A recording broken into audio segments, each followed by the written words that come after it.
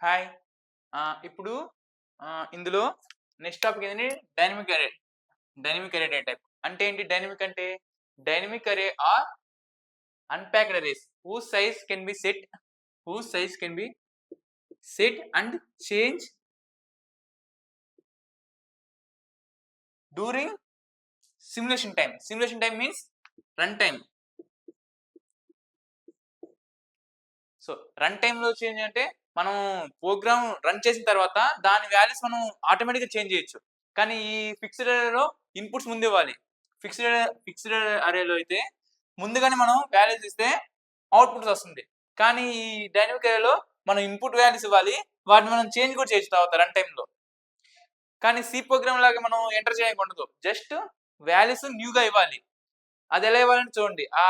ఆ వాల్యూస్ న్యూగా ఎలా ఇవ్వాలి? 3 మెథడ్స్ ఉంటాయి. అదేంటి? న్యూగా వాల్యూస్ ఇవ్వాలి. New method. New allocation. New square bracket. Next ఏంటి? సైజ్. ఎంత సైజ్ ఇవ్వాలి? మూడోది ఏదైనా వాల్యూస్ డిలీట్ చేయాలా? యెస్ చేయాలి. ఇది. ఈ 3 మెథడ్స్ వాడుకొని మనం ఈ డైనమిక్ అరేని మోడిఫై చేయగలం.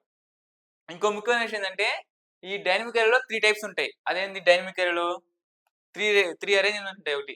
డైనమిక్ అరే ఒకటి, అసోసియేటెడ్ అరే ఒకటి, మూడోదేంటి క్యూస్. ఈ డైనమిక్ అరే ఒకటి, నెక్స్ట్